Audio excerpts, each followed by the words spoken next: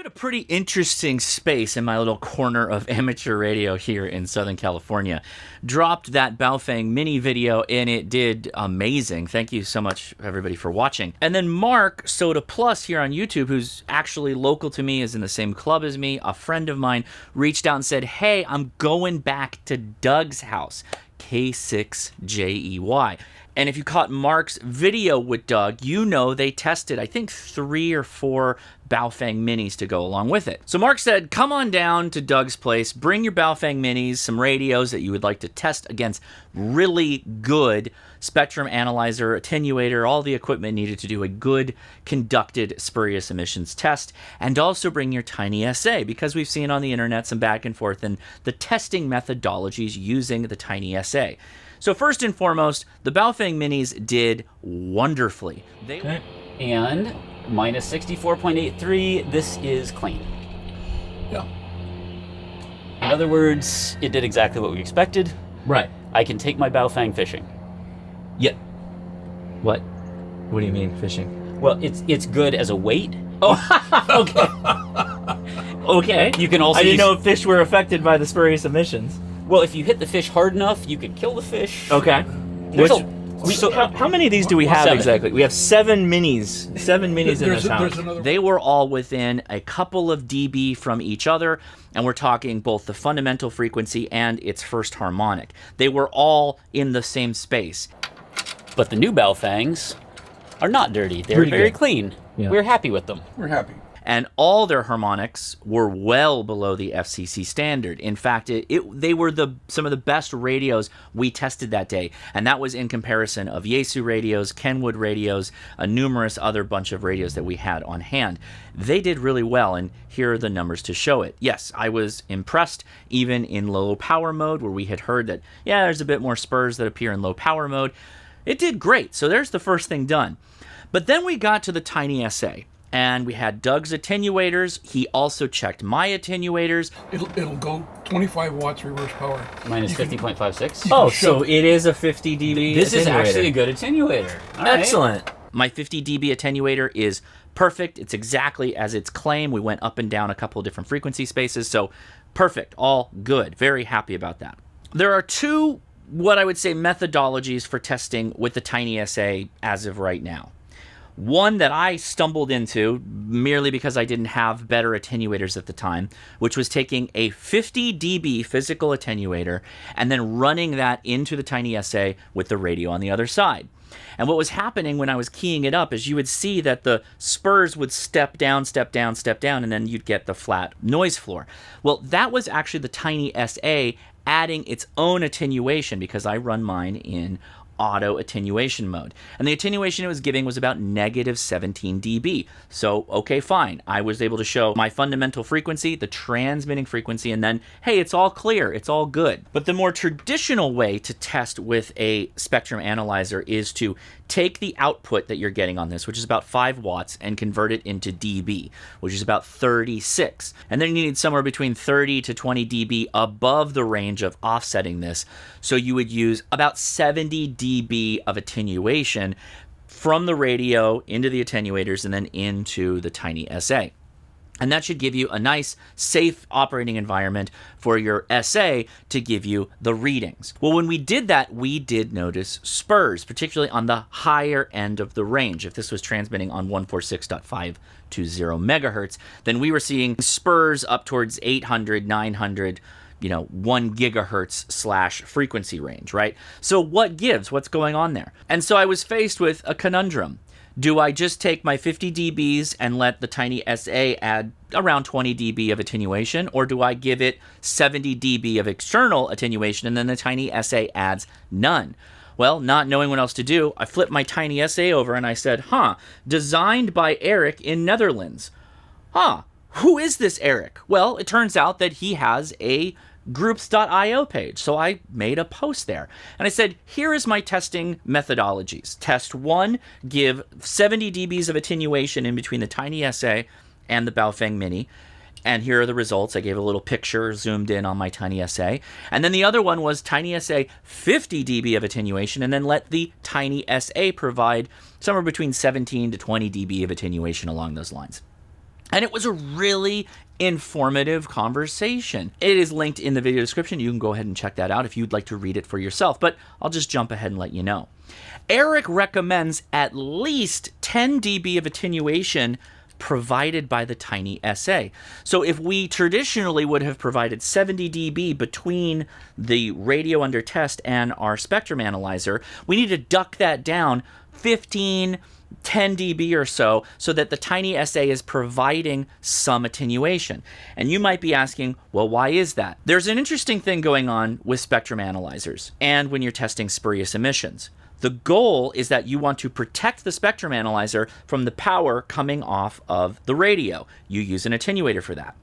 But if you use too much attenuation, you've effectively muted the radio coming into your SA and you've overloaded it to a degree. And what does that mean? Well, it starts to receive its own signals, its own spurs. It's kind of like when you go to an incredibly quiet room and there's no noise. Think of like an anechoic chamber. And sound just doesn't work the same way. Or when you're going to sleep at night and it's really quiet and you can hear your heartbeat. It's kind of like that. The only thing this is hearing is itself. And so that's at least what my takeaway is. My layperson, I'm not an RF engineer, I'm a software engineer, kind of way of looking at this, is that we duck down this signal so much that the spurs that it's seeing are its own. So you have to let the TinySA provide a little bit of attenuation to the tune of the 10 dB, and then it works. I even ask, hey, Eric, what is a safe mechanism for doing a test? Is it okay if taking a 5-watt transmitter, transmitting into a 50-watt dB attenuator, and then letting the TinySA handle the 17 to 20 dB? Clear point, yes with a bullet. It is totally safe doing that, and it's a fine way of doing the test. I want to show you, though, the differences here so that you have the idea of what's going on. Now, I'm going to walk through my kind of testing here. I have some changes that I picked up largely at the recommendations from the groups.io from our friend Eric in the Netherlands, but let's go ahead and show you how I started this whole business. So radio's over here. I'm going to turn that on. I'm going to connect it to the 50 dB attenuator. Right, this is going to protect the TinySA. Right, that's its whole goal in life, is to be the hero. And we're going to connect it to another set of coaxial jumpers. And yes, I got some double shielded SMAs at the recommendation of Eric. And then now, if I change this to measure harmonic, we're going to say 146.520, sure, whatever. And we're going to do 10 megahertz. I'm going to set this to the level of attenuation I have just to kind of zero things out a little bit. So I'm going to go to level. External attenuation is negative 501. Okay, so now if I key up my radio,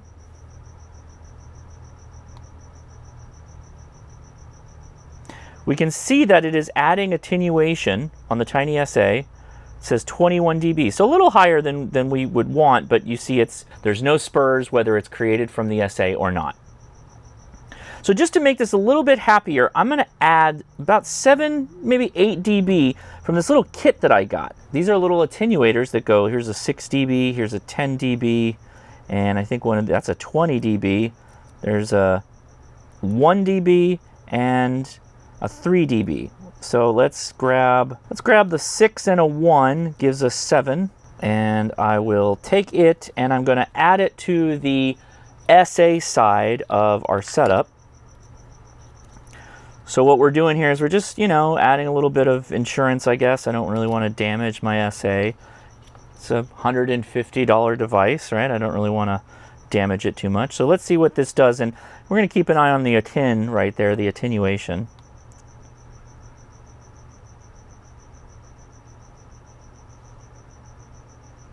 And it went from 21 down to 13 dB. So it took 7 dB off. Hey, great, there you go. And it's about the same. Now, I didn't adjust the external attenuation, so let's do that.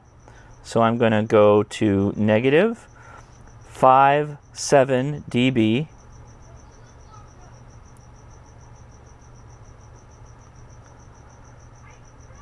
So yeah, it added 13 dB of attenuation, and we got a good signal. Well, what happens when we now overload it with too much attenuation and get those spurs from inside the device? Well, let's take a look. This was supposed to be a 40 dB attenuator. We tested it at Mark's, and it's 30 dB. So this is now 80 dBs of attenuation that I will be adding here. So I'm going to go ahead and slide this guy in, and let's see if we get some different results from this effort here. We got 7 and 8. And yeah, look at that. We've overloaded the SA, and now it's picking up these spurs on the south side, or the high frequency side of this whole thing. And we can kind of take this a step further. Let's just add some more dB to this and see what it does. And for the sake of this, I'm just going to leave this to 0. I'm going to zero out the external gain here just to show you the difference. And now we have all these spurs up here. Interesting. Would it do anything different if I added, let's say, what are we at now? This is 80 dB, negative 80. Okay, let's let that settle down for a second. And let's give it another go. And yeah, now we've got all these spurs on the upper side of the frequency space. But all we've done was overload the SA. Interesting. Let's just go a step further. We're going to add 20 more dB. So this is 100 dB of attenuation. This will definitely overload our SA, and we should get more internal spurs. Okay, and well, yeah, sure enough, we've not only knocked down our fundamental frequency on the left side there, but we have now these spurs on 7 and 8. That's not from this radio because there's no linearity there. You can see that that 8 is about 0 dB, negative 9 dB it's saying. Now let's bring back our 50 dB and 6 dB and 1 dB attenuator and add it to the end here for the SA. And I'm going to sub in a radio that I know has very strong harmonics. And that should show us like what basically we should expect when we see something that's a really dirty radio. Okay, so if you were doing this for yourself at home and you had a radio that you were unfamiliar with its, I don't know, spurious emissions and you wanted to test it, well, take a look at this. Now, generally, harmonics in the form of a transmitter of some kind will look more like this. It's going to be peaky where your radio is supposed to be transmitting, and then it's going to slide down, and you're going to see all those harmonics go down the line. You shouldn't see just harmonics over here. That's not really what's supposed to happen. And if you do see that, at least with the TinySA, it's very likely that that's some kind of an internal spur situation based off of overloading it with too much attenuation. Now, just so that we're all kind of doing this the same way, my settings for this are pretty simple. You just make sure that you are on measure harmonic. Your level is going to be whatever your external gain or attenuation is. So in this case, we're just going to clear it out to 0. It should be 0 right now, and we should get the same result. Yeah, look at that. It's just chaos. So many harmonics. Another thing to note is if you go to config, spur removal A. This will vary depending on which type of TinySA you have. It can be off, it can be checked, and it can be A. So let's go through off, and let me put my Baofeng Mini back on. All right, so with spur removal off,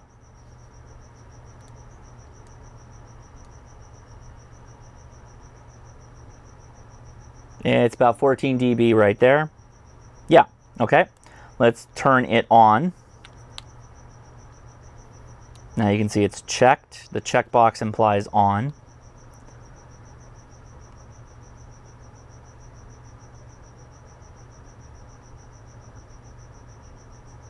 And there you still get the 13 dB. There you go. And I just leave it on auto. So A for auto. Same result.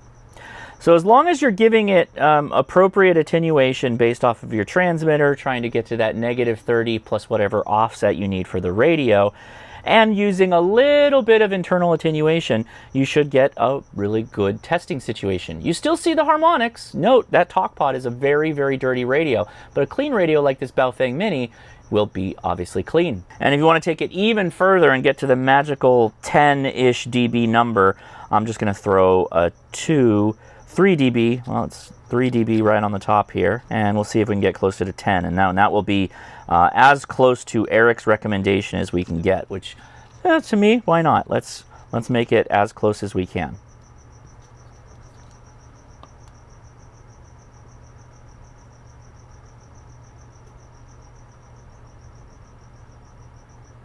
Yeah, it looks like it's still giving about 13 dB, so maybe my little attenuators are not as good. I should go take them to Doug's and get this all checked out. But yeah, that's pretty much the thing to remember is you should probably have something like a 50 dB attenuator and then like a little set of these other tiny attenuators.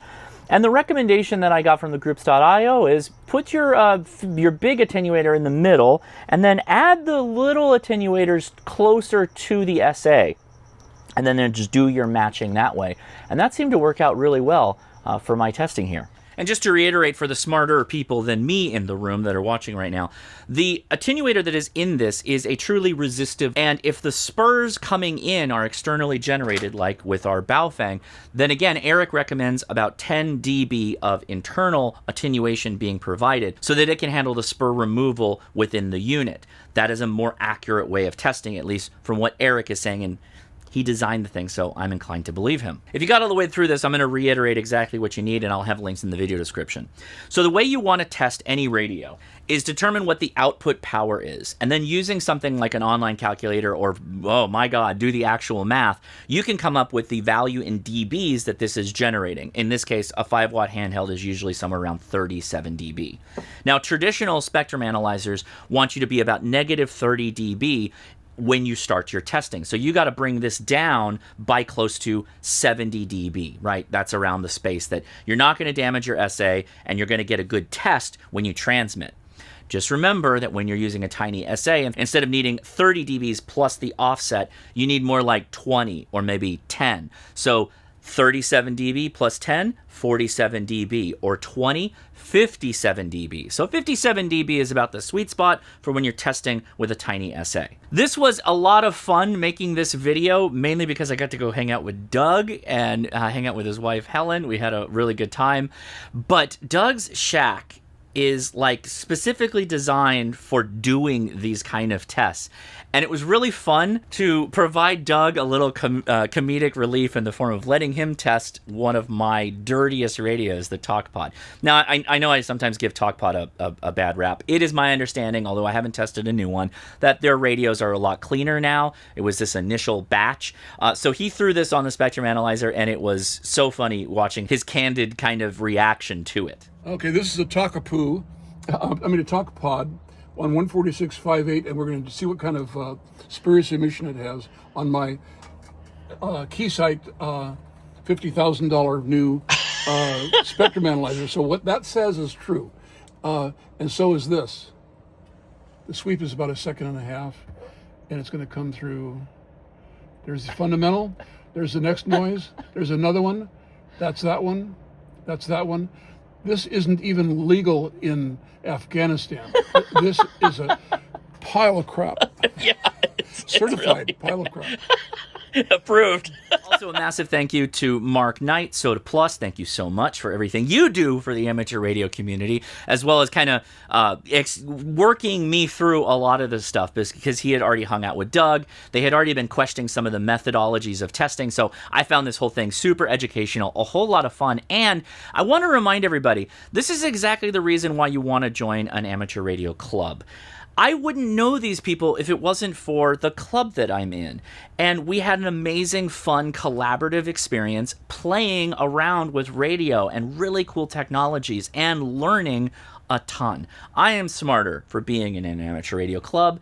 You will be smarter if you join an amateur radio club. Of course, you need to find a good one, and you should shop around for a club using the ARRL Find a Club tool. I will have a link for that in the video description as well. I am Josh, KI6NAZ. I would love your comments. Just keep in mind, you can go to Eric and ask these questions. You don't have to get all argumentative in the comments. By the way, there was a comment that I got about we never test these radios correctly, the way the FCC would do it. And I asked around, how does the FCC actually test radios? Well, it turns out there's two ways. They test radios in an anechoic chamber using radiated spurious testing, which is you have the antenna inside the device, it transmits, and then you have some receiver in a specially designed space that can then get the spurs, do the testing, all that fun stuff. But for radios that have an external antenna, well, they do conductive testing, and conductive testing is into a spectrum analyzer. So we're good. This actually is a good device. I've always liked it. It continues to be good. Just remember, there's little hacks that we learn along the way. So adding 10 dB of internal attenuation is your trick to make this really work for spurious emissions testing. I'm Josh KI6NAZ. Thanks so much for watching. I hope you give this a thumbs up. Consider subscribing, and I'll talk to you later. 73. It's been a pretty interesting kind of war.